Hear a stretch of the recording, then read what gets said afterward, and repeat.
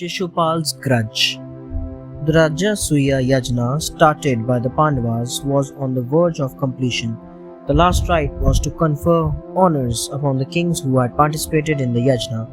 Before starting this, it was customary to worship the best participant according to the manner prescribed in the religious scriptures. Yudhishthir decided to consult all the kings present there. Sahadev, ruler of Magda, proposed the name of Lord Krishna as he made him king. Most of the kings and the Brahmins seconded the proposal. After the rituals of the Rajasuya Yajna were over, Yudhishthir told Lord Krishna, "As per Bhishma Pitama's advice, I wish to give you these offerings as a mark of respect." Just then, Shishupal, the king of Chedi, got up from his seat and voiced his displeasure at Lord Krishna, a mere cowherd being honored first. Shishupal had an old grudge against Krishna because he had married Rukmini, whom he wanted to marry. He went on calling Lord Krishna names and insulting him. Shishupal insults Lord Krishna. Shishupal opposed the worship of Lord Krishna as the best participant in the Rajasuya Yajna. He used disgraceful words for him, suggesting that either Bhishma Pitama or Guru Dronacharya should be the candidates for worship, but these two elderly participants had already supported Lord Krishna's candidature. The fight over the choice of the rightful candidate for worship was not coming to an end, as Shishupal and his supporters were dead against the worship of Lord Krishna. The Pandavas were furious at Shishupal's behavior and threatened him to stop fighting. But Lord Krishna stopped them and said, "Shishupal is my cousin, the son of my father's sister, Satyavati. I would have killed him, but his mother had requested me to pardon him. I won't say or do anything until he has used at least 100 disgraceful terms for me. Now I want him to come to the right path," but this did not stop Shishupal from insulting Lord Krishna. The story of Shishupal's birth. Uddhav, Lord Krishna's charioteer, asked him, "How will the atrocities of Shishupal end?" Lord Krishna said, "Shishupal was born with 3 eyes and 4 arms. When he was born, a heavenly voice predicted that if he sat on a person's lap and his extra eye and arms would disappear, then that man would be responsible for Shishupal's end. Long ago, when I visited my aunt Satyavati, Shishupal was an infant.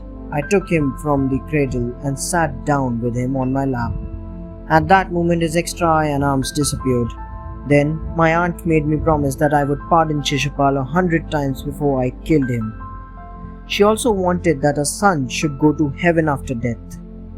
I had agreed to fulfill both her wishes. Thus, Lord Krishna remained quiet at Shishupal's insults at the Rajasuya Yajna. Shishupal meets with his end. Lord Krishna had promised his aunt that he would pardon Shishupal's 100 mistakes, but not beyond that. During Yudhishthir's Rajasuya Yajna, Shishupal had crossed that line. Lord Krishna told Uddhav, "I want Shishupal, but he is bent upon meeting with his end, and I am helpless." Saying this, Lord Krishna wielded his Sudarshan Chakra and directed it at Shishupal. It severed his neck from the rest of his body and returned to Krishna's hand.